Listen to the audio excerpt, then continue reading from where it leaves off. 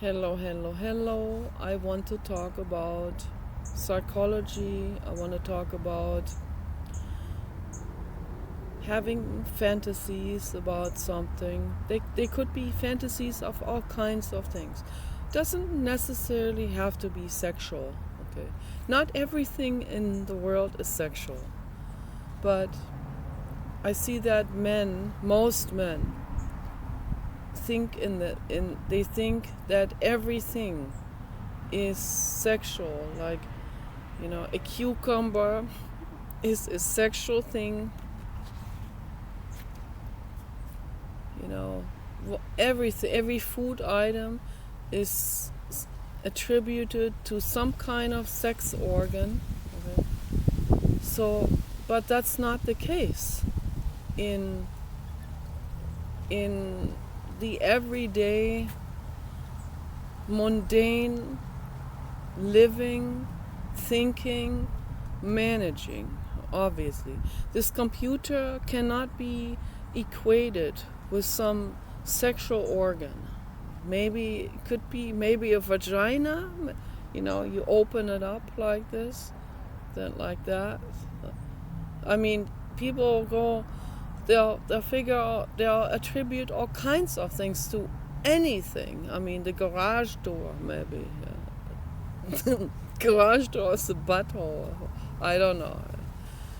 But I see that's going on with men, not with women. Women don't think like that. I'm not putting you down or anything. This is not some kind of feminazi video. I'm just observing these things, and yes, they do go on my nerves. It does go on my nerves very heavily. It also has to do with the alcoholized brain. The male brain, if that's not heavy duty enough, you add some alcohol to it, man, that really shoots sideways. Big time. But yeah, it was I don't know, it was entertaining also last night in the chat room. It was also funny. There was one guy said something funny, so I can't remember what it was, but there was a comment about the people in the chat room. And yeah, even if I'm included in that fun making, it's still funny, of course. I do laugh about myself, yeah. So most people do not laugh about themselves. Like I said to Paul earlier, Jonathan Mese, the artist and famous artist in Germany, he created a prison, like a large art piece that is a room, and it's made into a prison with a prison cell material and all of that, and the door.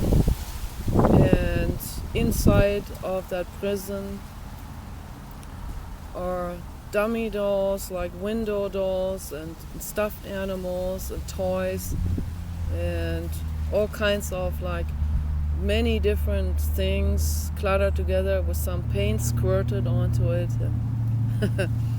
And so I don't even know if he meant to have a real message with that art piece. Maybe we are all mental prisoners. Maybe something like this could be interpreted as that. But it doesn't even matter. What matters is that, this is fun. It's like, it's child play. Real child play is art. It's freedom. So there was this one guy that he observed. He talked about these people that would come by and look at his art exhibit, and he would observe them very closely. And there was one guy among those people who stood in front of that prison and looked at all of these dummy dolls, and he could not even get a smile on his lip. Not even the faintest smile. This is supposed to make him smile, right? No, he was, I don't know what he was. some kind of, I don't know, writer or journalist or I don't know, someone who looks at everything as being extremely serious. Some tax accountant comes there, I don't know, looks at this art exhibit, and he knows he's not supposed to say something bad, because then that would make him look like he's some kind of, he's like, he's not up to date with modernity or something. But he has this sour, serious look on his face, and stands there for a long time, looks with that serious expression on the face, like not even annoyed or anything, but like this is serious business. And it's not, Jonathan Mese said, I don't even know if that's art. What matters is that, we smile, we get into that flow of art, That's what this is meant to do. Get into the flow. Art is something that doesn't serve a purpose. Like the Nanas by Niki de Saint-Phal, placed in Germany, in different places, also Italy and Switzerland. Just right in the middle of the city, where everyone is buzzing around, where there's a flea market, whatever. Some people, they go like, what the fuck? We don't want that, or that takes up space, and some people, they look at it like that guy with a real serious look, and they think they're supposed to be on board with it, but they don't know what to make out of, because they're internally cut off from their inner child. A child or anyone who is not cut off to the inner true self would be appreciating the art. They would get the guitar out and sit there and play the guitar. Stairways to Heaven from Led Zeppelin, whatever. My ex Norbert did that. Always Stairways to Heaven, all the time on his guitar that he wasn't very good to that guitar, but he just dragged that guitar everywhere he went. And then he would take the guitar and play Stairways to Heaven and be in the flow of it, So he was very open, wide open, his brain. So that's also part of the schizophrenia. That's also genetic, of course, being wide open, in a world that is not wide open. Surrounded by people like that guy, that whoever, that tax accountant or whatever he was, car salesman, looking at that art exhibit. So that's not being in the flow. That's being internally cut off from that inner child. Some children, they cut themselves off from themselves in order to fit in with daddy, who is a mean motherfucker, who humiliates the child. If the child expresses himself or herself with toys or with whatever. My dad never did that. He never humiliated me. He praised me for that. So who knows where I would be if I didn't have that father. My father has issues, but that he did right. Okay, that he was spot on. Because he's a modern art lover. His whole house is full of modern art. And so he discovered the Van Gogh in me very early on. And then his ego came in, and pride and all of that kind of stuff. Then also jealousy came into it as well. So, which is very sad. That is so sad. Don't be jealous of your children, So, they're your children, support them. But when I was little, I wasn't a threat yet to his ego. So, all of that came later, where he would hang up the phone and stuff like that. But, when I was a child, so my daughter is a Van Gogh. So, great, and I want to support that. So there's ego and there's also art lover, both. So, but either way, he supported it, and that's good. Even if it was all ego, he supported my art, and that was very helpful. So, support your children, support what they do.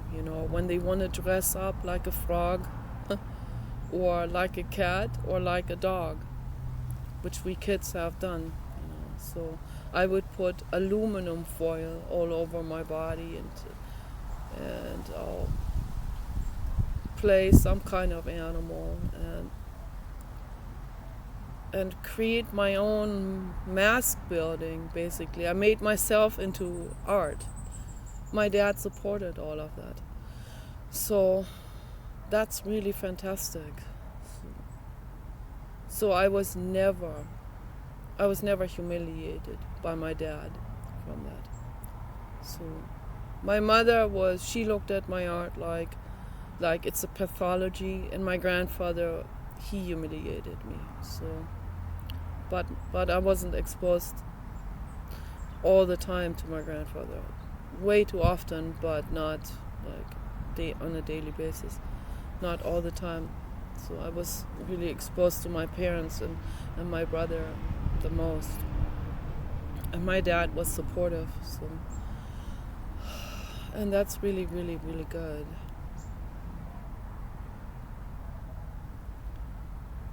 So I see people they're taking themselves enormously seriously. Everyone in this world, they take themselves so seriously. This is like the identification was being a carnivore. This is I'm sorry to say it, but that's not modern. That's not attuned. I don't want to say the wrong word. I don't want to word myself in a way, because I'm not going to play the same games other people do.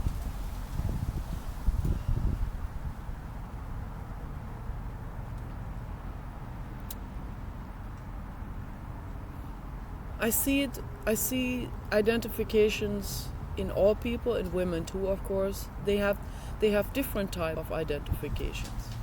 They identify themselves as being pretty, or was being, rich or smart or whatever. Men too, but in the blue collar society, which is most humans on this planet. Most humans are workers. Okay. They identify themselves with, the males identify themselves with being extremely tough and carnivore. Badass, I hear a lot. Man, that's bad. It's bad. Bad. You bad means good. So first time I encountered that when I was like 32 or something. I was like in LA, and I was like, what? That doesn't make any sense. So, but I'm not making fun of it. It's just something that doesn't make sense to me, and these things that I find irritating. Okay. And I need to talk about this. I really need to talk about it. And oh boy, I don't even know where to get started. It's like my brain is all over the place with that. So like that tax accountant, he stands there and looks at these dummy dolls with teddy bears hanging around their necks. And he doesn't know how to behave in this moment. Because he doesn't want to be... It's all about self-image. His brain is feverishly trying to figure out, okay, so this is the upper 10,000 society. They go to art exhibits. So I don't want to be some kind of party pooper. So, how am I gonna behave now? I'm not allowed to laugh about it.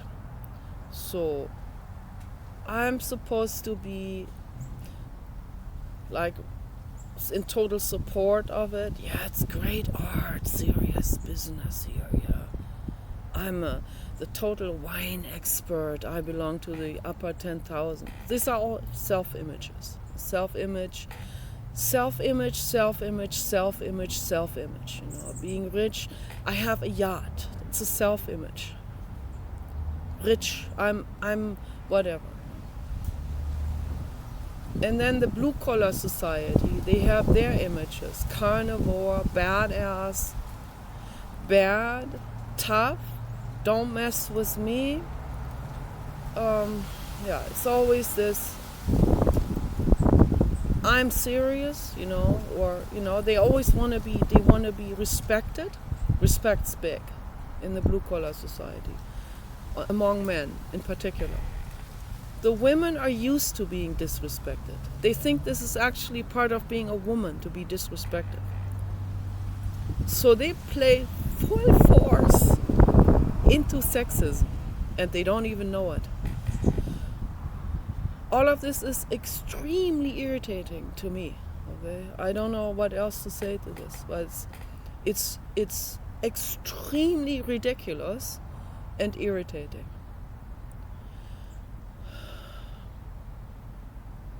And neurotic. And I wanna put this on the table and show everyone. I want people to look at it. And most men, not just blue collar, but most men find everything sexual. Okay? I find that very, very irritating.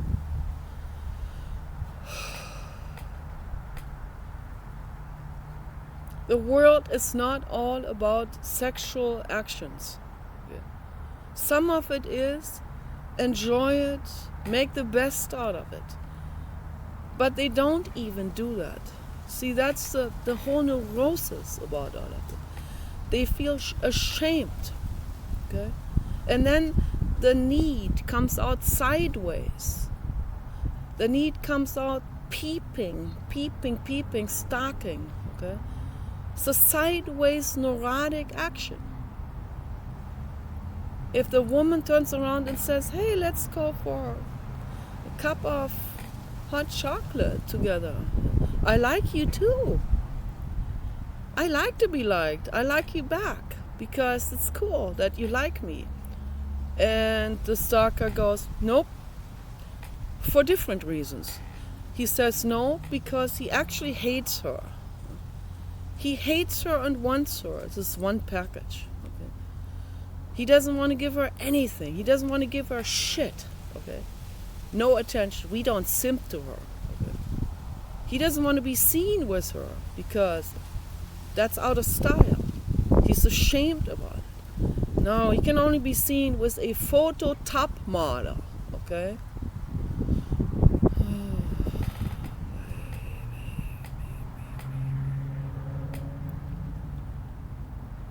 Shaking my head over that.